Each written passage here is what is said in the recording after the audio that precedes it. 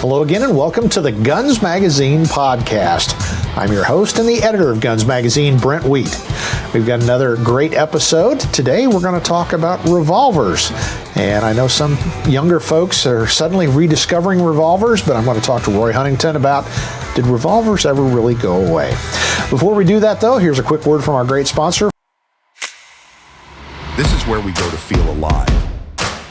This is primal. This is where we go to train. This is tactics. This is where we take it all the way. This is conquer. This is who we are. This is what we do. This is Right On. Well, hello again, Roy. How I find myself here on a semi-regular basis. Well, we actually haven't had you on for a couple weeks, so felt like it was time as we're getting towards Christmas, if that's your chosen holiday. As you can see, if you're watching on YouTube, I've got my friends over my shoulder wearing their Santa hats and scarves, courtesy of my wife. So we'll have a good time talking today. And I just got back from a media event up in Wisconsin, and with some younger influencery kind of people, and that's always interesting to crotchety old, I can say fart, crotchety old farts here on the Guns Magazine podcast. And it was funny because I was talking to Roy about topics, and he mentioned that somebody had recently said something to him about revolvers. And I said, well, that's interesting because I just had a dinner table conversation with some of my fellow media folks, and some of the younger guys got on this topic of revolvers. Have you seen these things? You put the bullets in and they rotate, and there's all kinds of cool calibers. And I had to laugh, a bitter barking laugh, because they really had, revolvers had finally entered their consciousness, I guess is the best way to put it. So I'm going to throw this out to you, Roy. Did revolvers ever really go away? I think it's hysterical because every generation thinks they invented something. Exactly. And I noticed the group of shooters whose first gun was a Glock, the revolvers are pretty much off their radar. Yep. They're I don't know, it's like they don't know anything about it, so they're not interested in it rather than seeking it out. Yeah. And I think there's a lot of that goes on with these younger shooters. They don't seem to have the same drive that we older guys did when we were kids about anything shooting was interesting. Right. I mean, your neighbor have a 16 gauge shotgun. We wanted to see it. Tell us about it. Can we shoot it? And it really didn't matter what it was. If it was sort of guns and shooting and bullets and ammo, and we were interested in it, but today, gosh, unless it's Glocky polymer-y, AR-15-y, cool, rad, tactical looking rifles with stuff hanging on them, a lot of them, not to generalize, but a lot of them just don't see the other 95% of the shooting world. Yep. And I think it's a prophecy that I've talked about for a while here at my post high atop Guns Magazine.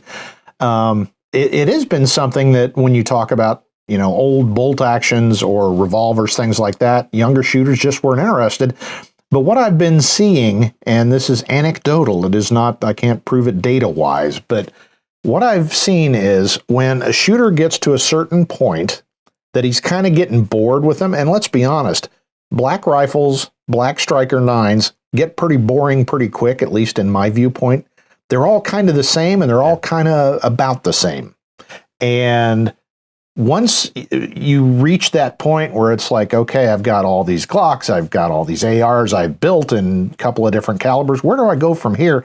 And that's where I start seeing the younger generation of shooters going, what's this Portuguese Mauser thing that I've always ignored that I'm seeing now in the pages of Guns Magazine, or the classic 1911, a custom 1911, or the revolver. And that's been pretty gratifying when I occasionally get those letters of folks going, there's a whole world of shooting out there beyond black plastic.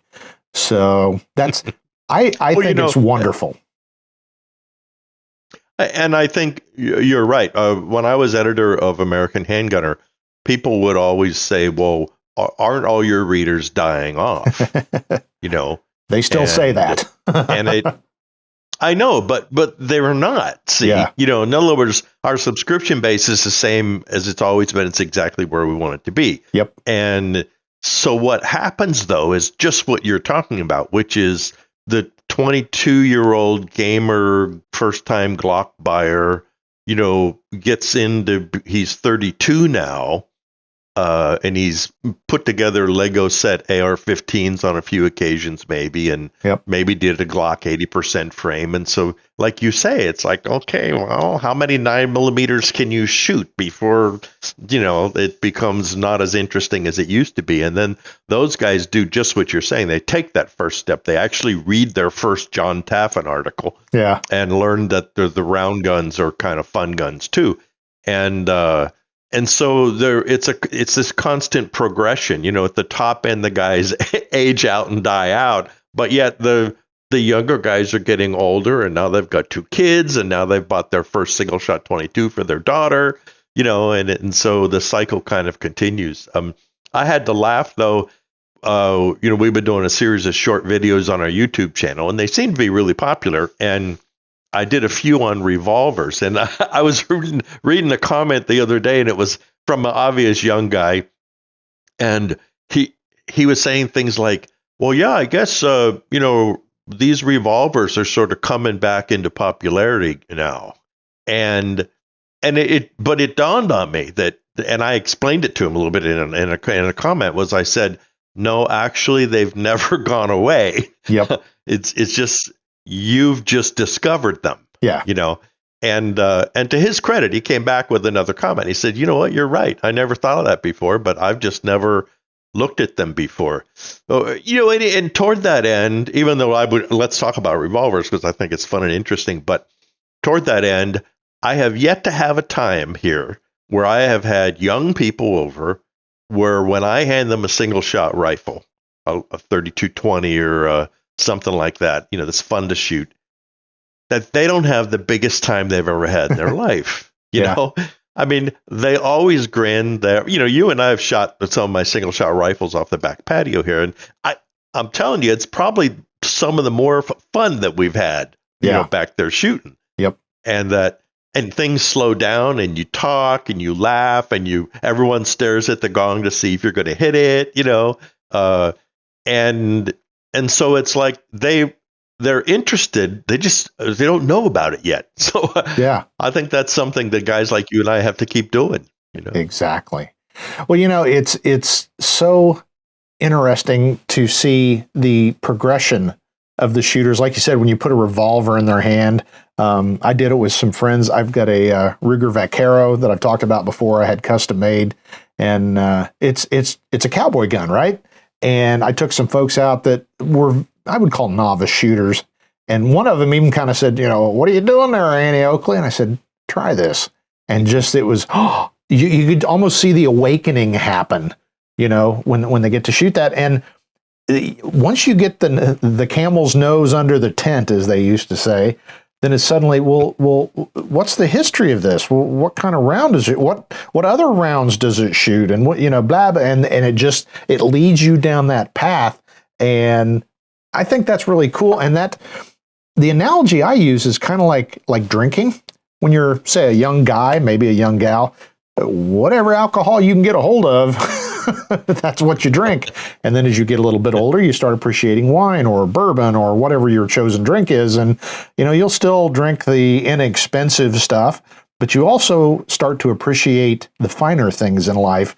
And I think revolvers kind of fall into that category. Do I carry one as my personal defense weapon? I do not. I'm not against it, but, a subcompact Striker 9, engineered for the job of protecting yourself, it's a pretty good platform. But when it comes to enjoyment and just appreciating the finer parts of shooting, that's when I start dragging out my old rifles and my revolvers. Well, we did a short video on a Freedom Arms Model 97 45 that thing revolver. blew up. Well, I mean, it's like almost Not the gun. 300,000. Yeah, not the gun. Yeah. But it's like almost 300,000 views Is it really? now. Wow. And what's interesting, though, is the overwhelming majority of them are from people who say things like, oh, gosh, what a pretty gun. Yeah. You know, someday I'd love to have one, or hey, I have some and they're just as good as he says they are, you know, that kind of stuff. Yep. And then, but every once in a while you get a comment that someone says, well, you know, I can go buy a Ruger, you know, for $800. Yes, so why would I can. need to do that? and I tried to explain it a little bit, and finally I just go, yes, you can, and you should go do that. Yeah, that's the same guy that says, well, I can buy a picture of dogs playing poker to hang on the wall for $10. Yes, you can. Or you can go buy a Rembrandt. Yeah, it's technically art, so that's the case. Well, wow. I think, you know, the whole revolver thing, I don't, just as you, I would not feel unarmed if all I owned was one revolver, and by some quirk of law, fate, or something. It'd be, no, that's fine. And what it would do, though, is it would refocus our shooting and make us become more competent with it again. You know, because it dawned on me not too long ago when I was addressing this topic with somebody, was that when you and I carried revolvers in the field as policemen, I mean, you probably did what I did. You have a revolver with 6 rounds, maybe 2 speed loaders. Mm-hmm. I think I carried a box of 50 rounds in my, you know, bag in the trunk for those extended, you know, tower shootouts in Texas or something. But and I never really felt underarmed, you know, even when we were faced with people who maybe were armed a little better than us. But I know I tried to be really competent with the gun, but the thing that really interested me was that I was writing for Police Magazine at the time, and I was able to see a couple of studies, and then I did my own kind of anecdotal study, and it was the number of rounds fired. And this was right at the change from revolver carrying to semi-autos. So it was like in the mid 80s, you know, a lot of agencies were transitioning to semi-autos then. Yep. And so what I found out, which I suspected, is that when we all carried revolvers, the average police shooting was 2.6 rounds. And as we transitioned to semi-autos, that went up to, it was like almost 8 rounds. Yep. Was the average police shooting, you know, and with really not an increased hit rate. And the success rate wasn't any higher. Mm-hmm. You know, the same percentage of bad guys were being killed or wounded, you know, in both situations. And what I thought was really interesting, in some interviews that I read, the officers were asked, you know, why did you only shoot 2 shots or 3 shots?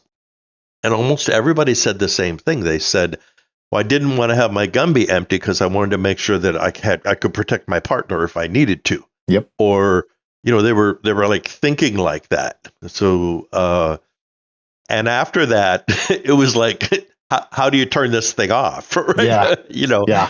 And so, yeah, I think that's the difference. I don't know about the training, and maybe this would be a really good topic for Eric or one of the guys from Gunsight for you to have on, and just talk about that kind of mindset, which is, if 2.6 rounds or 3 rounds could do it with a revolver, why do they all shoot 8 and 9 and 10 rounds now? Well, you know, when you were talking about that, think about it. You fire 3 shots from a revolver, most revolvers, you're down 50%. That would take, on some 9 millimeters, it would take you 9 or 10 shots to get to that same spot. So, you know, when you're talking about that, I mean, that enters your mind. I've only got 6 shots, and then it's pretty slow to reload, even though with speed loaders, you know, some guys are pretty quick, but there's no doubt, there's no argument. It's not as fast as swapping out the magazine on a 9 or whatever. So I really do think that you have a mindset that you got to make those rounds count better than, you know, I hate to say guys have a spray and pray attitude with a 9, but it's pretty clear more shots are fired per engagement with 9s than they are with revolvers. And I think it just boils down to that percentage thing of, I've fired 2 shots, I've only got 4 left, you know, so I got to make those hits count. What I was doing this sort of study is I was able to dig up some police shooting videos, and even when the bad guy had a semi-auto and he may have been going pop, pop, pop, pop, pop, pop, pop, it was really interesting because most of the police shootings were there. It was either close in kind of toe-to-toe stuff and the cops would go bang, bang, bang, and we're done now. Yeah. Or if it was a little farther, you would see these cops obviously take aim, and you would see them squeeze off a shot or maybe two shots. Or if there were two cops, there was a shooting in San Diego and it was two cops, and you saw they were both on the side of a building, and it was like one or two shots each, and they were very methodical. It was bang, bang, Yeah. And the hit ratio was the same. So if somebody's shooting 2.6 shots, they were still maintaining about a 60% hit rating. Yeah. And when it went up to 9 shots or 8 or 9 shots, they were still maintaining about a 60% hit rating. And I know Moss is always, I think it's Moss, he always says, remember, or no, actually it might be Clint Smith. He says there's a lawyer attached to every bullet. Exactly. So if you're shooting 8 shots and missing 4. Yeah. Well, if you've stuck with us this long and you're a younger shooter and you're interested in revolvers, again, let me throw that disclaimer out. We love younger shooters, and there's nothing wrong with a 9mm polymer gun or an AR-15. Not at all. Like I said, I carry them. I know Roy carries them. But if you're a younger shooter and you're suddenly interested in these strange guns that have a wheel in them, what do you suggest, Roy? How should people get into that world first? What's their next step? I think the first thing you do is you find somebody who has one and knows a little bit about them, rather than just leaping off the cliff. Now you could go into a gun store, and my only fear is that the gun store commando behind the counter is going to try to sell you a $1,500 exotic somewhere. You know what I mean? But I think if you find a guy, and it's interesting because a lot of the younger people call us FUDs for Elmer Fudd. Yeah. And they seem to think that that's, almost an insult. And I don't find that to be an insult at all. I liked Elmer Fudd. Yeah. He was a hunter and a shooter. And it was so, but if you could find yourself some old guy that's got some revolvers and try a few and shoot a few and see what you think about it, then you go out and buy your first gun. And the first gun I would buy would be something like, a Heritage single action, a Ruger Wrangler single action, something like that, because that lets you go slow, and you learn that manual of arms a little bit, and then from there you could get into your first maybe double action revolver, Taurus, Smith & Wesson, Charter Arms, whatever's within your budget. One nice thing about the revolvers is there's usually a good selection of used revolvers in display cases, and so. Find yourself some 4-inch barrel adjustable sight 38 special and just ease into it like that, because those are probably guns that you will sell or give away eventually as Brent says, as your level of sophistication gets higher, then you will look for more refined revolvers. Hence the $3,000 Freedom Arms single action.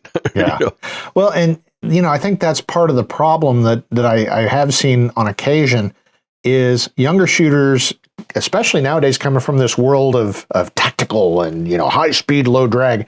Okay, I'm going to go to revolver, so I need to start with a 454 Cazul or something like that. And, I say this more and more lately, but slow down, Speed Racer. There is nothing wrong with a 38 special. The cartridges are easy to find everywhere. The recoil is reasonable.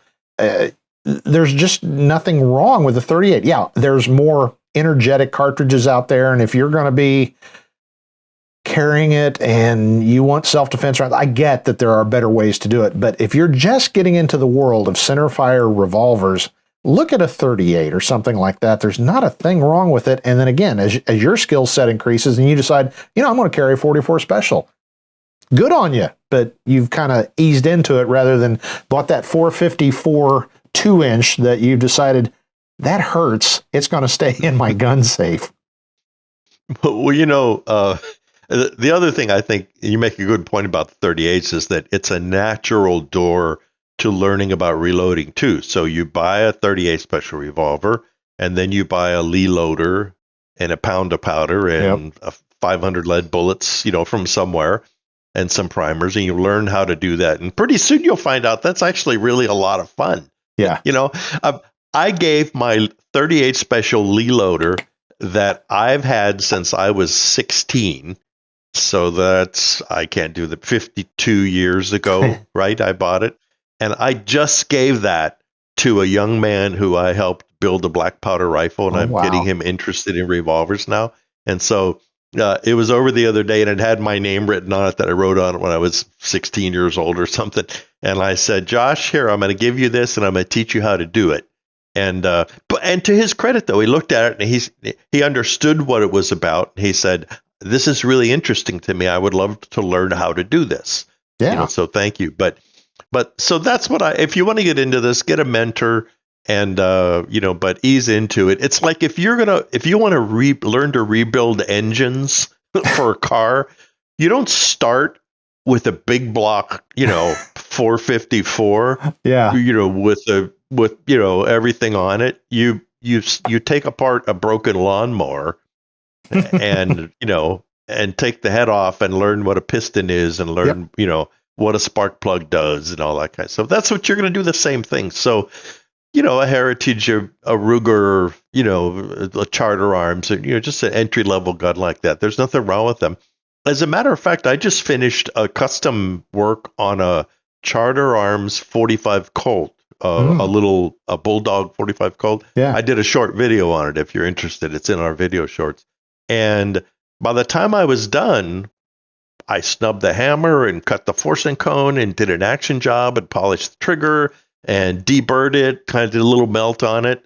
And now, you know what? It's smooth as any Smith & Wesson I've ever used, and it shoots well. So don't let the more affordable guns scare you away. I think Brent and I were talking about optics. Just about everything you pick up today is good, and guns are very much like that, Yep. Guns are good. And, kind of expanding on that and something you touched on earlier, keep in mind that the art of the revolver is not as widespread as it used to be. I'm the last generation. They handed me a revolver, and, learning to reload and just the manual of arms, it's not super technical, but there's a certain way of doing things. And then when you start getting into things like action jobs, used to everybody could do action jobs, and about 90% of them were horrifying, going on criminally liable. And some of those folks are still out there, but now it's more likely folks have even gunsmiths. A new gunsmith probably did his revolver work in school, but he's not working on them every day. So be a little bit discerning in who teaches you what goes on with a revolver, because there's a lot of stuff. There is a lot of stuff on YouTube, and some of them I'm a little questioning on if they really learned that from a reputable source. So just to emphasize what Roy said. No, you're right. And I think that is a very good thing to remember about revolvers, is that they're not just parts replacement guns like your Glock or your something like that. Because I know a lot of people say, I built my AR-15, right? Or I built my 80% Glock kit or something like that. It's like, well, not really. Yeah. I mean, you're basically assembling a Lego kit, as I said earlier, and you need a few tools and you have to have your wits about you, but pretty much they'll go together, and pretty much anybody I know can put one together, Yep. But if I gave you a box of revolver parts and said, make this gun work, I'm 99% sure you're not going to be able to do that, And so I think for me, that's part of the appeal of them too, is that they are unique. And when you get one that runs well, it's a delight, Yeah. But they are special. So I know Brent feels the same way. As I encourage it. It's a nice step in another direction in your shooting career. So just think outside of the box. There is a lot more. And of course that then just opens the door to single shot rifles and shotguns and, and Black from then on the list, and just varmint rifles, black powder, if you're going to do it, leap into it. You know what we're talking about, Roy? We're talking about gateway drugs here. It's true. Yeah. And that's good. And you know where you can get your fix? Guns Magazine, gunsmagazine.com. That's right. Now, before we go real quick, I want to share another little story I had from my visit last week with friends from the media. We were having dinner and this conversation of revolvers and all this. So I said something that, Roy, I want to get your opinion on. I've actually been thinking about this, but I threw this out mainly to get, be a little provocative. And I think it worked because a couple of guys looked at me horrified. Another couple of guys went, huh. But I've been really, you go through phases and cycles, and I've really been into Frank Hamer and his career. And, he's best known for terminating the career of Bonnie and Clyde. But, man, he did a lot of stuff. He was a true gunslinger in every sense of the word, and really interesting character. But I've been, reading up on him, reading more resources, and I can't think of off the top of my head, but the gun he carried wasn't Old Betsy, was it? But he carried a single action as his. It was an engraved single action. Yeah, and that was literally, he didn't carry, he used 45s and things like that. The 1911 was certainly around being used, but his personal weapon was a single action, I believe it was a Colt Peacemaker. And so that's what I was, he named it, I can't think of it, but that's what I told those guys. I said, I've been thinking about going old school. I may go with a 4-inch single action. And guys looked at me like, what? I said, I did the whole, Hamer thing. I don't think I would walk into inner city, main. I wouldn't go to downtown San Francisco, assuming you could even carry a gun there, armed with my 4-inch single action. But in certain cases where the likelihood is less that you're going to be involved in a crazy gun battle, I think that'd be pretty cool to say you were carrying a 4-inch single action. Well, when in the early days of Thunder Ranch, Clint did a few classes called pre-1900 classes. Yeah. And so we showed up with single actions and lever guns and shotguns and single shot rifles. And it wasn't cowboy action shooting. What we did was we actually learned how to fight with the guns. And so we redid shootouts that really occurred in the Old West. And we pushed the envelope on how do you load these faster? How do you manipulate a lever action gun and reload it tactically and stuff like that? And I'll tell you, after the first week-long class, we all came away realizing that there's really nothing wrong with that. And I know a lot of us actually were carrying single actions as our personal carry guns for quite a while after that. I still do every once in a while. Do you really? So That's I cool. still do. Well, because it's really interesting. First of all, you can learn to shoot them effectively. Yeah. I mean, if there's a 100-yard torso gong out here, I promise you I'm going to hit it. Yep. And so the guns can do it. The guns can perform. But I think something more important, and we learn this in these classes, is that it teaches you to be tactical. Mm-hmm. In other words, I have maybe 5 shots in my 6-shot gun because you carry it with an empty chamber. Right. And so am I actually going to take on this group of bank robbers who are armed with full auto, AKs? Yeah. No, I'm not. Maybe if I had a 20-round Glock, I might fool myself into thinking I can take them on. Yep. Do you see what I mean? I mean, I think it really helps to remind us of our mortality before we leap off that cliff and get involved in something. And so I think if you're protecting your family, 2 or 3 or 4 shots from a single action army would absolutely get somebody's attention, and chances are good if you've been trained with it, you're applying yourself, you're going to hit the target. It's going to be an effective caliber, you'll be able to retreat. And that's really what we should be doing. I mean, I've long ago decided that if I was witnessing a bank robbery, I was going to be the best witness that the cops ever had. Exactly. I'd be writing everything down, taking pictures with my phone and everything, and not going to be a hero. There you go.